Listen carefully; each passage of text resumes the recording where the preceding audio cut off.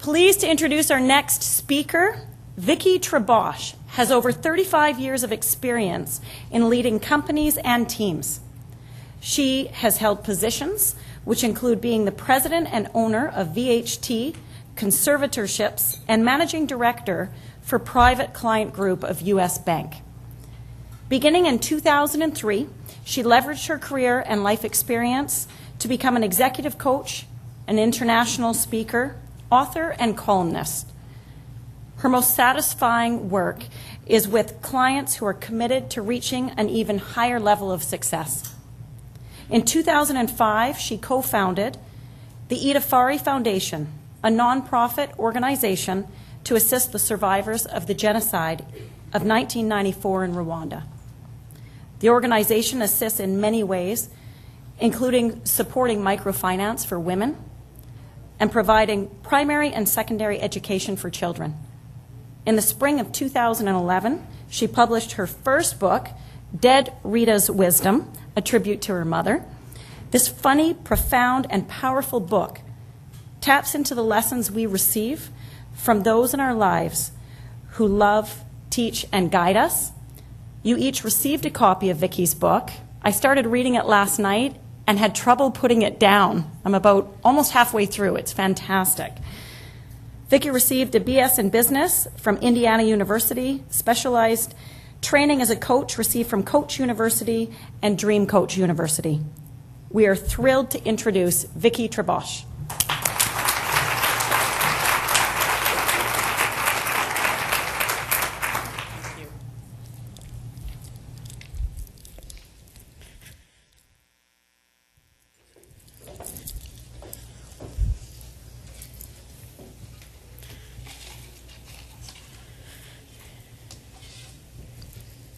It's a long walk from the back of the room. I felt like running. I won! I won! It is truly a pleasure to be here. I feel very honored because what I know is that when we gather as men and women, we learn so much. For the gentlemen in the room, and many of them left, I don't know what that's about, but for the gentlemen in the room, I want to tell you there is one thing you can do to stay healthier, and do you know what that is, gentlemen? Be with a woman. Stanford University did a study and showed that men are physically healthier when they are with women. And women, guess what makes us physically healthier? Being with other women. Yay! As women, our friendships are critical to our success. And as women, we learn from each other. We share our hearts. We talk about things, and we talk some more. But we listen to one another. We hear what we have to say, and that makes us physically healthier. So I want you to know, while my intention is that this makes you healthier, this is not an excuse to get out of 6:30 yoga tomorrow morning. When I got the request to fill it out, it said 6:30 yoga Friday morning, and there were two answers, yes, and are you kidding? But today I really want to talk about three things: women, wisdom, and wealth. And as I talk about these things, I hope you will relate for yourself what matters most. But I'd like to start with a story about one of the wisest women I have ever met. And I'd like to start this by asking you to imagine. Imagine being a woman in the late 50s, early 60s, in Rwanda, a little girl, and being forced to move to a refugee camp on the border of Rwanda and Uganda.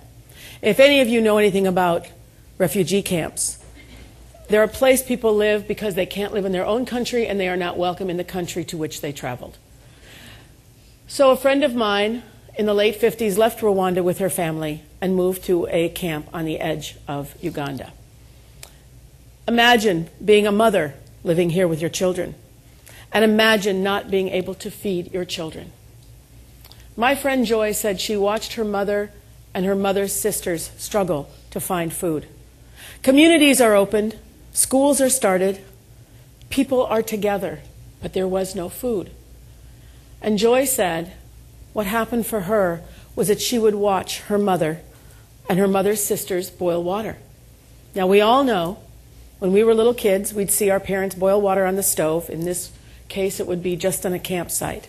And we know what happens when water is boiling. Food is coming. But there was no food coming. And so the mothers would do this to try to help their children not be afraid. And Joy said, as a little girl, she watched this, and she decided as a small girl, someday I will help women. What we know as women is that we never give up, that we try to do what we can. And Joy was out of Rwanda. The first genocide happened in Rwanda in the late 50s. Many, many people left, and they lived all over the world, the diaspora. Joy went on to live in this refugee camp for 20 years. She got educated. She moved to Washington, D.C. She was an entrepreneur at heart. She ran her own businesses. And then the genocide of 1994 happened, where 1 million people died in 100 days. And what happened after that was amazing. Many of the diaspora who'd lived all over the world came back. It's not unlike if you were a Francophile. You loved France. And you said, I'm going to go live in France. And you would go to live there. But if there was a major problem in the United States, a major disaster, you would probably come back. And that's what Joy did. She came back to Rwanda. And what she found was women who were desperate to find a way. Joy knew that the only thing she could do was help these women weave, because weaving a basket was something they had learned from their grandmother. But she knew if she could teach them to weave in a way that was powerful and a world-class product, then they could make their own way. So my friend Joy Desunge, she began to weave. She started with 6 women under a tree. The group grew, and it grew. There are now 4,000 women in Rwanda who are weaving beautiful baskets. These baskets, the jewelry has changed their lives because they now find a way to find their own way. And as women, we are survivors. We learn to find a way through our difficulties. One of the things that happened with this weaving project was the women of Rwanda became empowered. They knew the power of possible. They knew that anything was possible. And as women, whatever our circumstance, we need to remember what we are capable of doing. Now, none or few of you have been through a situation like this. But how many times does it feel when we're building our business, when we're growing it, I can't do this. It's not possible. What we can remember as women is that anything is possible if we are focused, if we have intention. And it is one of the greatest lessons I have learned working with women in Rwanda about what is possible for me. Now, the women of Rwanda make these beautiful baskets, and I thought, well, how hard could this be? I could do this. So I would like to show you the basket I made in 90 minutes.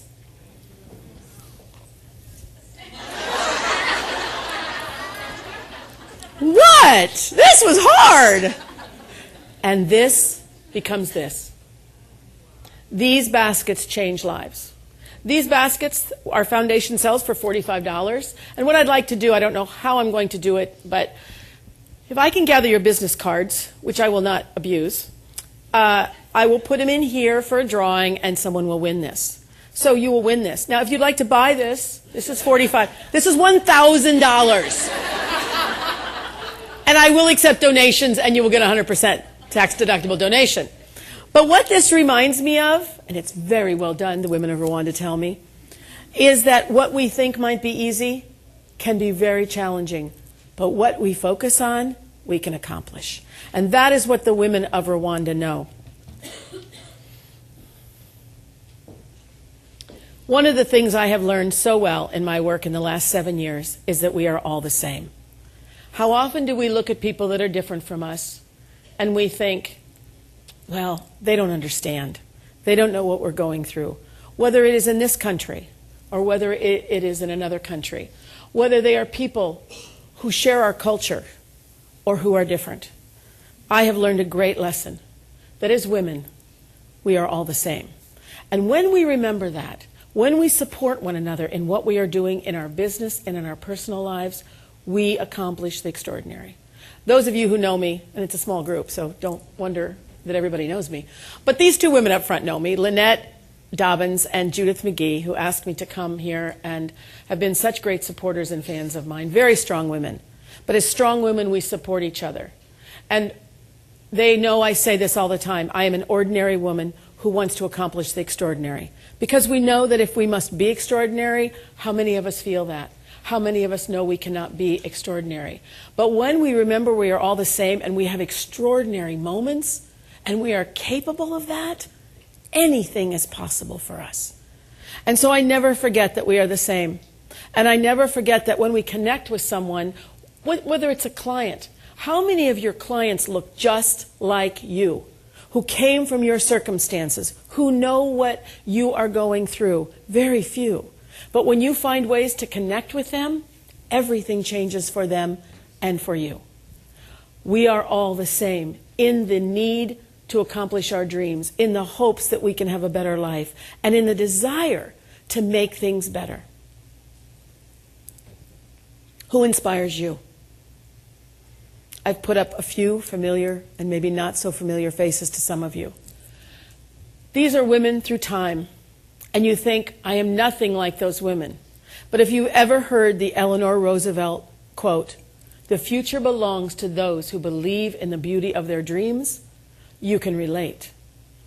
We stand on the shoulders of women and men who have gone before us to find their greatness. And while it is important that we be inspired by these women, I also ask, who do you inspire? Who do you know you have the responsibility to be your best for? For some of it is our daughters. For some of it is our friends, our parents. But whomever it is, do you know that you inspire?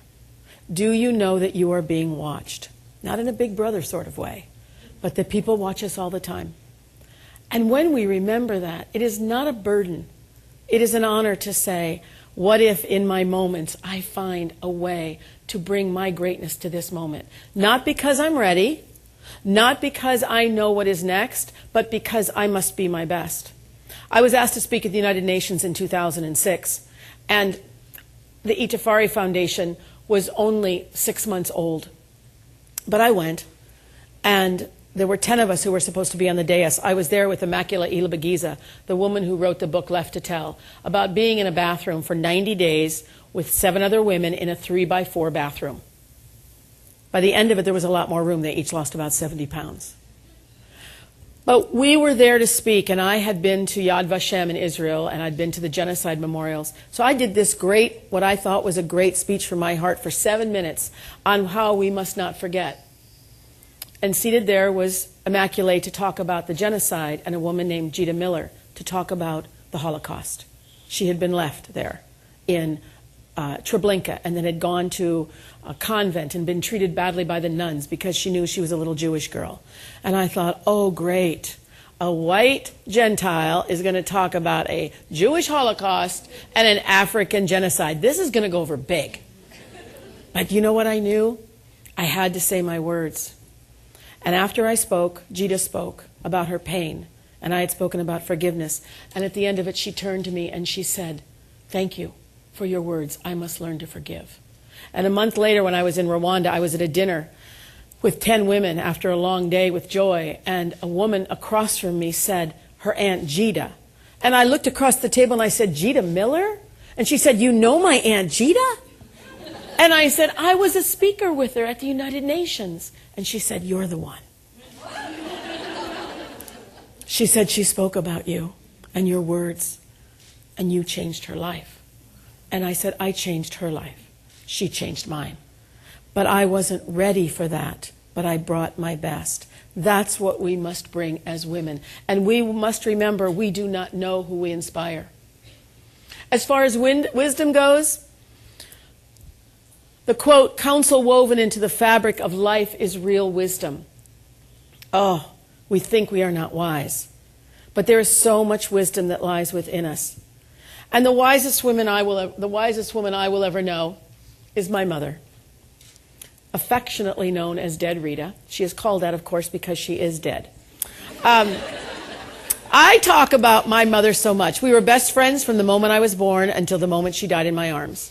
And while she was sick with cancer for a couple of years, I could bring any conversation around to her.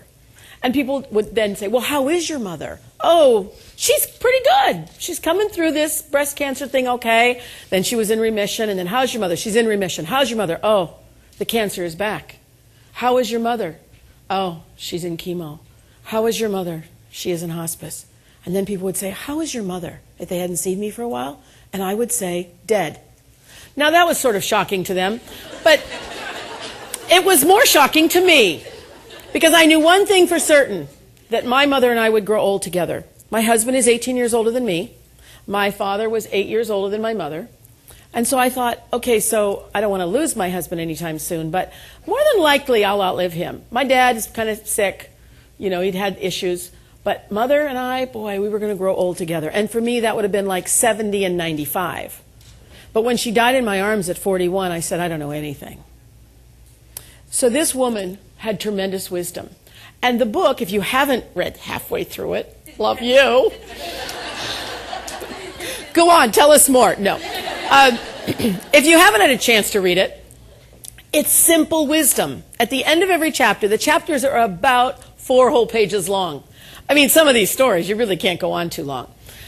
But what they have at the end of every chapter are 3 words and a blank page, and it says, your wisdom here. I know this will touch some wisdom within you. Will you have the courage to write it down? Because as important as my mother was to me, your wisdom is what's important to people who love you. So I really encourage you, if you read something that triggers something in you, please write it down. Let me give you an example of Dead Rita's wisdom. There's a chapter called Remove My Whiskers. That's what I'm talking about. Now, the men in the room do not know what I'm going to explain. This is not clear to you. But as women, as we grow older, we get whiskers in places that are not natural for us, which is anywhere on our face. And my mother, I remember her saying this to me in high school. And many women make a pact with another woman. Now, Vic, if I can't ever take care of myself, you got to make sure you remove my whiskers. Because I got a couple of these little whiskers, and I don't want to, I don't want to go into a coma or something and wake up not like clean. I said, I'm on it, Rita. So every Sunday when I was growing up, my mother would bring out the bottle of Nair. There are other methods now, but Nair was the accepted choice back then. She would put the Nair around her mouth, very fair-skinned, not a swarthy look or anything, but she'd put the Nair on, wait 7 minutes, wipe it off with a warm washcloth, put on the cream. I had promised my mother I would do this. And it's really important to do this with a woman, because if you ask a man, like if I ask my husband, John, now listen, if I go into a coma, will you make sure you remove my whiskers? And he says, you bet. You know what? If I was in a coma, I would wake up and look like this.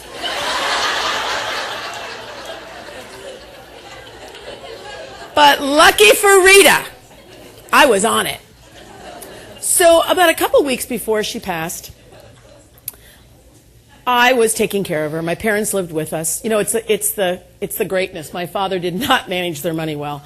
So lucky me, my parents got to come and live with us for 5 years, and it was such a blessing, especially when she was sick. But I was taking care of her and kind of fussing with her, and she was kind of quiet. She had a lot of morphine to keep the pain away, and I looked down and said, oh, some whiskers. So I went and got the Nair, put it on for 7 minutes, took it off, put on cream, and I said to her, I was about this far from her face, I said, Mom, I removed your whiskers. And she smiled. And I thought, oh, she's in there, she knows. And the purpose of that chapter is not only that you get a wingman or woman to remove those whiskers, but do you keep your word when no one is looking? Integrity, personally and professionally, is all we've got. When you say you're going to do something, do you follow through? And I would tell you, as someone who is an executive coach and works with people, people lack integrity in a major way with only one person, themselves. If you say, I'm going to get this done today, that's a promise. And guess what? Somebody says, I really need you to do this. You go, I really can't. I've got to get this thing. Oh, please. If you don't do it, nobody can do it. You're just awesome. Please do it. And you say, okay. And then suddenly you're left saying no to yourself. Wisdom is knowing that for those of you who say, I can't say no, I say this. Every time you say yes to someone else, you are saying no to yourself. So make sure that if you say no to another, it means you are saying yes to yourself. And you do it kindly, you do it professionally. But boy, one of our problems is we have no more time. And what I find is that not making time for ourselves, not saying no to others so that we can say yes to ourselves, is one of the biggest problems we face as people. Now, there's other wisdom, of course, and this book is full of wisdom like this. Not only are they handy tips, but hopefully you can relate to them. But there's another kind of wisdom I also want to talk about, which is Disney wisdom. Now, every good Disney story has a moral to it. And sadly, big problem for me, they kill most of the mothers. What's up with that?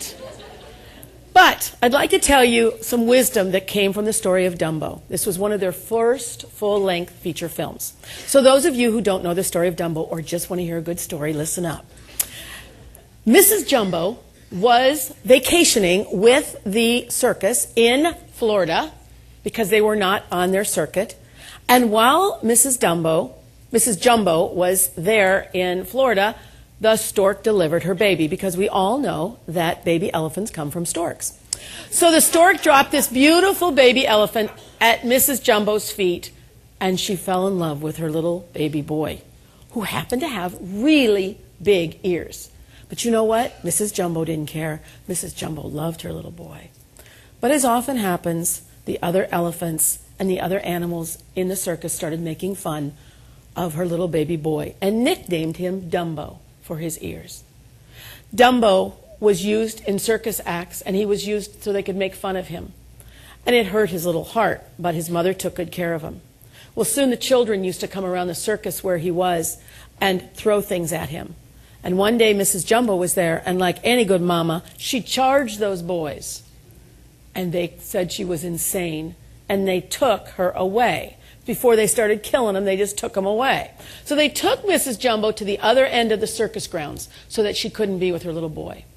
And here's now Dumbo all alone. None of the other animals wanted to be around him. And a little mouse came up to him, Timothy Q. Mouse. And though mice and elephants are not supposed to be friends, little Timothy befriended Dumbo to watch over him. And one day, Dumbo was missing his mother so much, Timothy said, I will take you to see your mother. So they went across the way, and they visited with his mother, and they were very happy. And on the way back, Dumbo got a little parched. So they stopped to drink some water out of a bucket, which had just happened to have a bottle of champagne fall into it. So Dumbo and Timothy drink deeply of the water and get really, really drunk. They wake up in a tree. Now, Timothy has a feeling they got up there because Dumbo can fly. Dumbo will have none of it. He cannot fly. So Timothy says to him, you know what? I think you're right. I think it is a magic feather. If you hold this feather, you can fly. And so Dumbo grabbed onto the feather, and he jumped off the tree, and lo and behold, he could fly. Well, now Dumbo was a huge hit in the circus. And they kept putting him on higher and higher platforms. And then one day, with Timothy on his head, he leapt from the tallest platform, and he accidentally let go of his feather. The moment that happened, he panicked. And he began to dive towards the ground. And if any of you are pilots or have seen a movie, it's like, pull up, pull up. But old Dumbo, he's not pulling up. And he is careening towards the ground. And Timothy's trying to explain to him, it was never the feather, it was you. And at the last moment, Timothy believes him, and he pulls up. And they all live happily ever after. But the message of this for me was, how often do we believe we need or want a magic feather?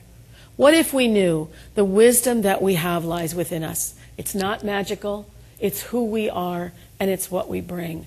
And that is where true wisdom comes from. We are so quick to believe that we don't have everything we need, that it is tomorrow.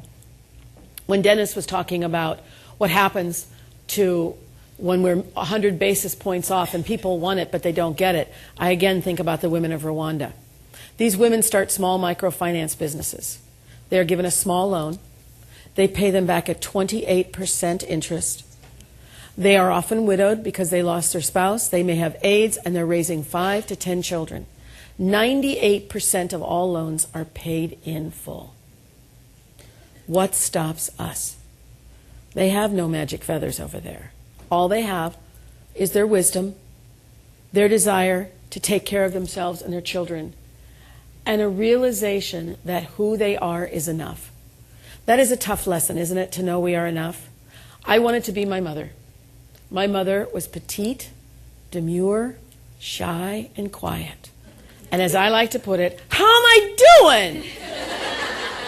I used to stare at my mother's hair. She had perfect bouffant hair. You know, that 60s, she always looked so good.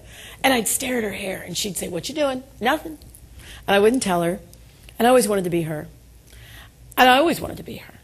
And, you know, she'd say, "Geez, Vic, I'm down to a 2.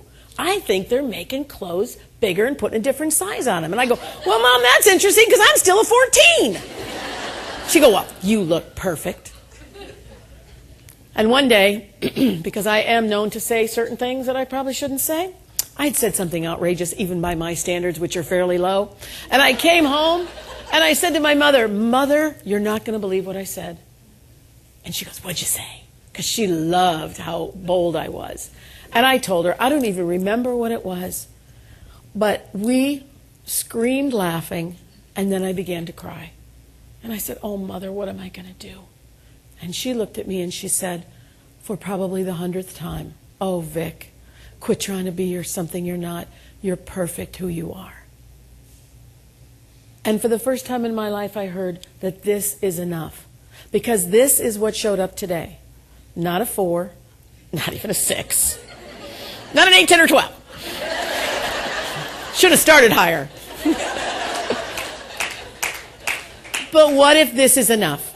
What if who I am today is enough? What if what I bring to you is exactly what you needed to hear and my personal best? Is it the best you'll ever hear? Probably not. But if I know I'm bringing my best, if my high intention and what I like to call low attachment is here, then if I bring my best, if I bring everything I am, I have to let go of what I don't control. I control my preparation, I control my slides, I control how I feel, that I'm ready, that I'm rested, but I don't know you. I don't know what you need. I mean, this might be like, really? She's going to talk about her dead mother? Oh, you bet I am. With love and affection and hopefully a bigger lesson. But I have to have low attachment to what I don't control. It is the same when you work with clients.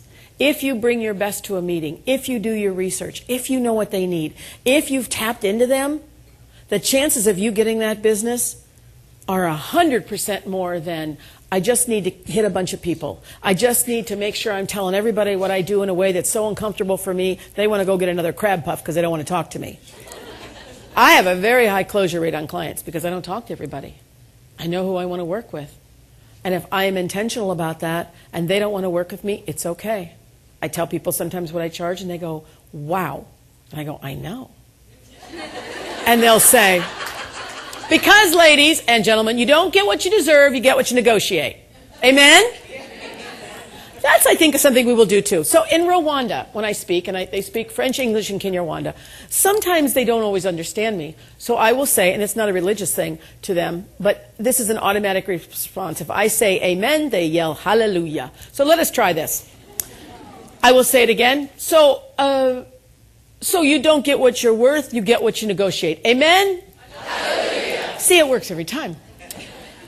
But our wisdom comes from knowing, whether it's from a simple thing like a cartoon, whether it's a lesson we learned, whether it's something you read in the book, we have to remember our wisdom. Because the ego always speaks first, the soul whispers and is persistent. The first thing you will say to yourself is, "I don't have any wisdom.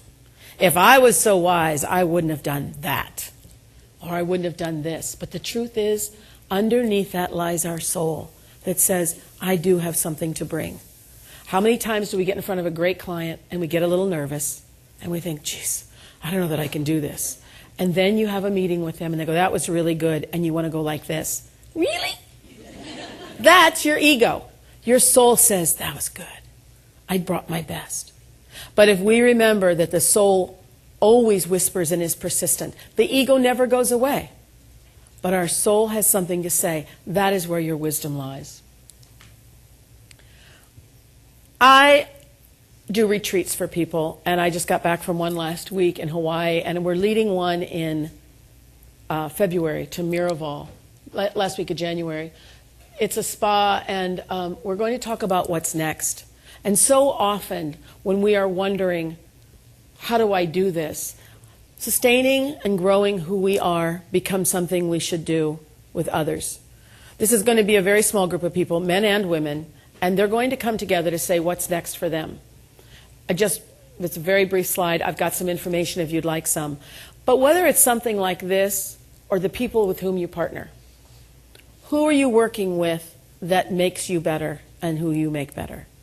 Have you formed teams of people that support you? Do you have coaches or consultants or people that you respect and trust? Because who do we buy from? People we know, like, and trust, right?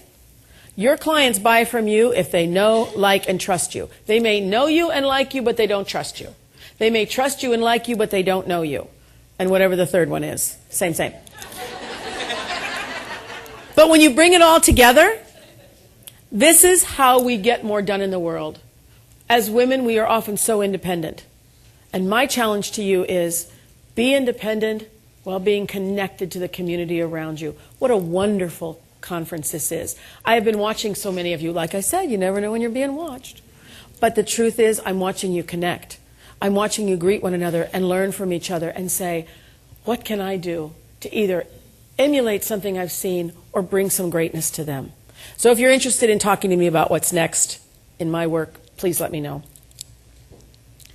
I want to talk about now wealth. Where do you focus your day? I have an acronym for focus. Maybe you know this. Follow on course until successful. Follow on course until successful. Now that can be rather limiting because we can go right down a rabbit hole. So I have added a letter to focus. It's another C. It's follow on course with corrections until successful, or as I like to call it, focus. When you focus, you are able to see what you're doing well and make changes so that you can be more effective. We need to focus every day. And there are 3 things that I suggest people focus on every day. And this has come through time, but also from an article I read years ago that reminded me in 2008 when the market crashed. A woman named Dr. Saj Nicole Rani wrote a great article in Forbes called Never Waste a Crisis. We've heard that, right? Never waste a crisis. She said 3 things. Number 1, and I hear this with Raymond James. Number 1, in difficult times, the first thing you must do is first figure out how to survive. That is the first thing that happens in any crisis, personal or professional. And as a company, as a business, a crisis can be a market that does not serve you. So first you must figure out how to survive. Number 2, try something you've never had the opportunity to try before. So what are you doing here at this conference?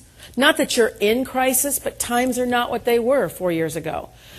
As was mentioned, I was in fiduciary services. I have a degree in accounting, and I was in fiduciary services for over 20 years, well over 20 years. So I know how difficult the markets have been. I've been through 88. I've been through a lot of times. 87? But what I know is that first we figure out how to survive. Second, we tried something we've never had the opportunity to try before, and even a big merger. Isn't that something Raymond James has never had the chance to do before? And the third thing, Dennis didn't put it this way, but I would say that the third thing he was saying about that, and it's powerful. If you remember nothing else that I've said, which I hope there's 1 or 2 things, but you never know. No whining. As leaders, we cannot whine. Circumstances are what they are. But if we are first figuring out how to survive, second, trying something we never had the opportunity to try before, and third, we must not whine. When we put all those together, we can accomplish great things. And then I ask people to focus on 3 things every day: people, profitability, and strategy. Every one of these I've heard in the few talks I've been able to hear. People. Our need to work with people effectively is huge, because if we do not do it well, we have to redo it over and over till we get it right. You cannot have a team of people that are not working together well, that you're not communicating with well. And if you are a leader and you say, gosh, I hate all those human, those HR issues. HR issues are what it's about. We connect with people we know, like, and trust. We buy from people we know, like, and trust. We work with people we know, like, and trust. There is no option but to figure that out. So whether we're working with people every day who work for us or our clients, are you connecting with people every day? Some of you are very, very people-oriented, so no problem. But others of you say, if I could just take a lot of people out of this equation, I could do a great job. Fair enough. But then I would say, if that's how you feel, make sure that your interactions with people are excellent. Profitability. Profitability is made up of two things: how much you make and how much you can save. So every day, are you thinking about how will I make more money and how will I save my expenses? Some days it's one or the other, right? Some days you have to cut costs. Other days you're thinking, how am I building my client base in a way that is profitable for this firm? Because we all know we can't take on new clients that we can't make money from, because we will not serve them and they'll become very difficult for us. So every day, are you thinking about profitability? Are you helping your team think about it? You don't want people always focused on the money, but do they get that it's about the bottom line? The bottom line is the bottom line, because that is what we are all judged upon. And finally, strategy. Strategy for me is how you're putting it all together. You have to have something bigger than just your goal. I need to bring in these new clients. How does that fit into your goal? What is your focus? What client base do you want to serve? If you want to focus on women business owners, what are you doing to do that? Maybe you need to be speaking in front of people and you go, I'm not a public speaker. No problem. I have 1 to 2 words, depending on your spelling, Toastmasters. It's an easy, inexpensive way to become a better speaker.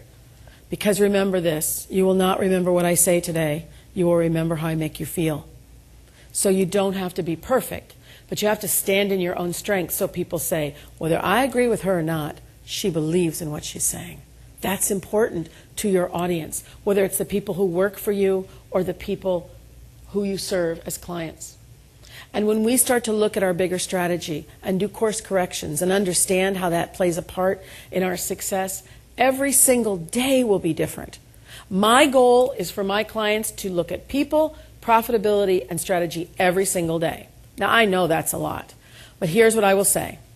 If you could say at the end of a week, I have done all 3 well by my standard, then I'd say that's a pass. So don't get technical about it. Go, okay, great. Now I got to go deal with people for 2 hours. Don't feel that way. Use your strength. Usually for many of us, our biggest and highest energy level is at the beginning of the day. And guess what we do in the beginning of the day? All that easy stuff, because it's going to be easy, and then we leave the big old frog to eat in the middle of the afternoon when we're really tired. And then we say, I really don't want to work on that project, so tomorrow morning I'll get to it. And off we go, we feel really good, and then tomorrow I'm going to go, hey, I got all this energy. I think I'll get a bunch of these little projects done so I can focus on the big project. That's a great strategy if you don't want to be successful.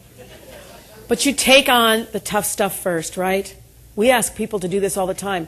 Well, if you're going to ask clients to meet with you, how many of your clients love to talk about their finances? Very few, even the very wealthy. Money is a loaded issue, but you want to bring them to that issue, right? You want to find ways to have them talk about their finances in a powerful way for them and clearly in a powerful way for you. Well, practice what you preach. Take on the tough issues yourself. Money may not be your issue, but whatever it is, be willing to look at those things. Therein lies true wisdom and wealth. Wealth is not just about our business. It is about our health. It is about our mental well-being. It's about our spiritual well-being. I have found that, and many people say this, that people who have a spiritual practice, I'm not here to tell you what that is, but a spiritual practice are happier than those that don't, that have something they believe in other than themselves. That brings us personal wealth to know that we believe in something. And so my suggestion to you as women and leaders is that you make sure that you feel you have wealth and take an inventory. Where do I feel wealth in my life? One of the ways to feel wealth is to do philanthropy. And about 8 years ago, I was in Portland and I was asked to come to a lunch.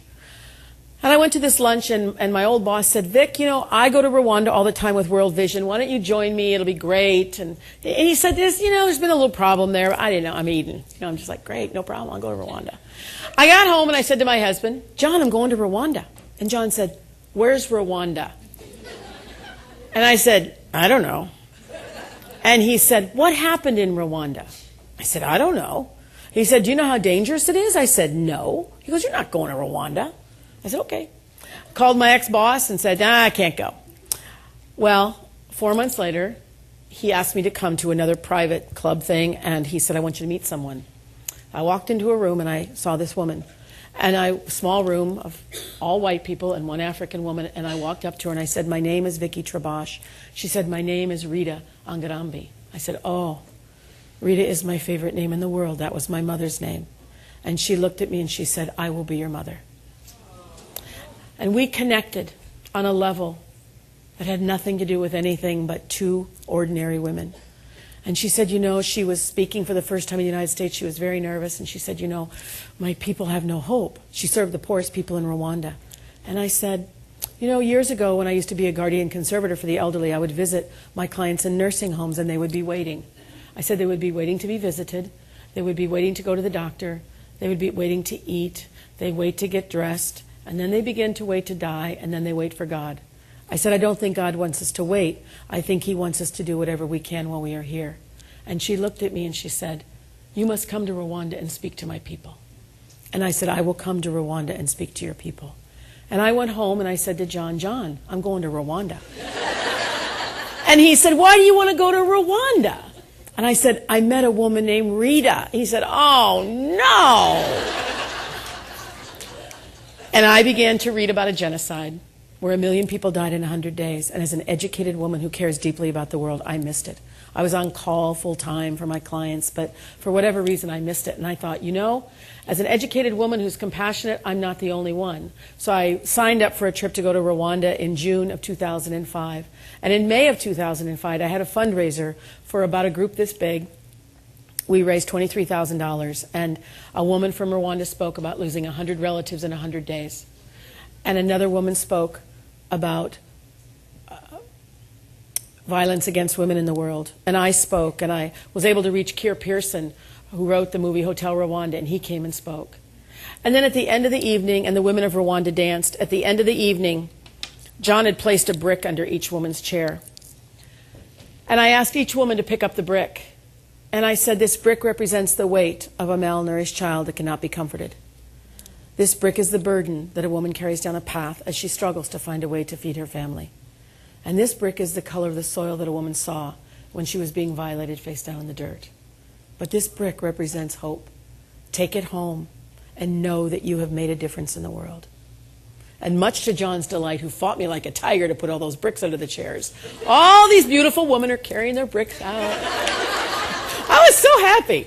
And they placed them in places like their china cabinet, in their secret gardens, in their front. And I went to Rwanda the next month, and I saw my beloved Rita.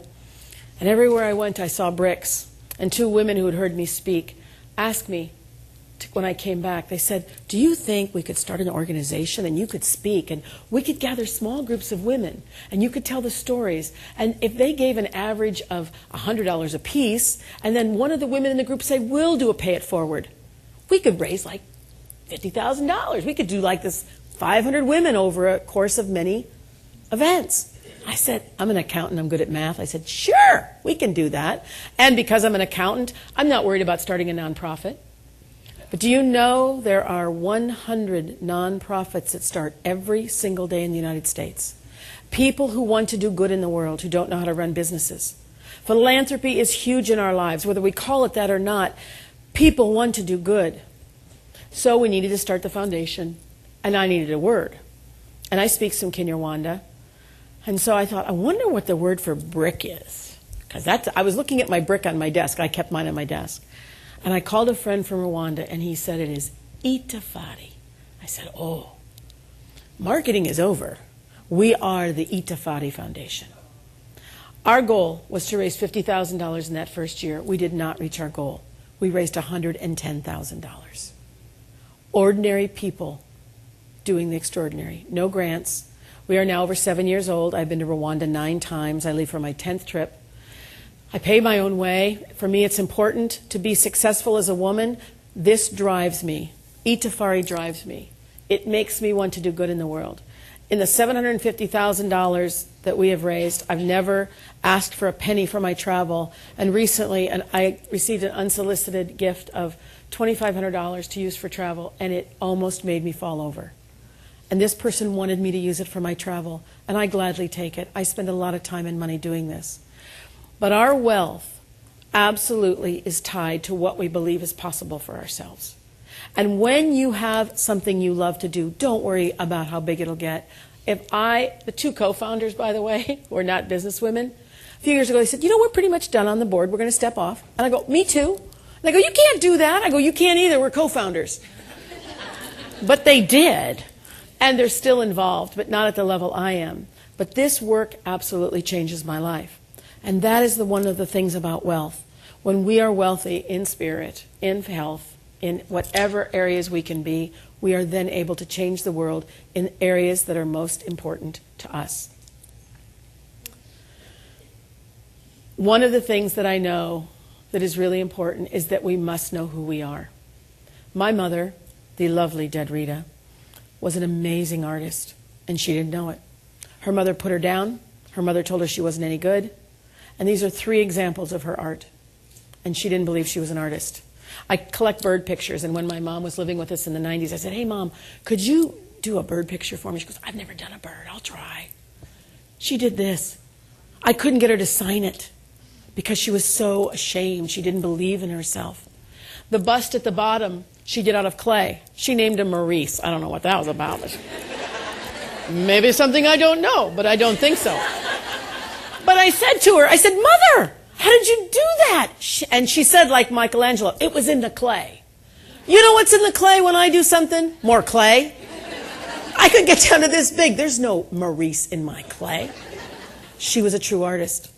And the one in the upper right-hand corner was a pen and ink she did at 14 years old. What happens when we don't know who we are? Other people end up taking care of us. After my mom passed away, I was talking to my nephew. My mother adored my brother's children. He has 3 children. Josh, Justin, and Janelle. And the parents are Jeff and Jane. I laugh. My husband has 4. We had full custody. Tara, Todd, Tim, and Ty. I said, I want to have an Annie, so I have to call her Tanny? But I actually changed my mind. 4 kids was enough. I used to say I have 700 pounds worth of children. But Josh, Justin, and Janelle were really, really loved my mother, and she loved them. And I went to see my brother after my mother died, and I was talking to Josh, who was the oldest. He was about 19 at the time. He was an amazing artist. And I said, Josh, I wish Mother could see what you've done. He said, Aunt Vicki, don't you know I'm an artist? He said, at 9 years old, Grandma was sitting with me on the couch, and she looked at me and she said, Josh, I have hidden my art from the world. You take your art to the world. And because of that, he's become an artist. He shows in museums. And it's all because a woman said one thing to him, had the wisdom that she never knew to say, take your art to the world.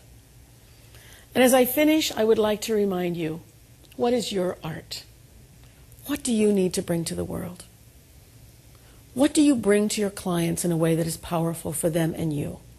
How do you step into your wisdom in a way that they know you care? How do you say, I may be ordinary, but I can accomplish the extraordinary? When we are aware of what we bring, then everything we are is enough. Our art, our strength, is all we have. And in the end, when we put our head on our pillow at night, we are left with our thoughts, our fears, our doubts, and we are also left with our greatness. I sadly will not be at your yoga class tomorrow morning.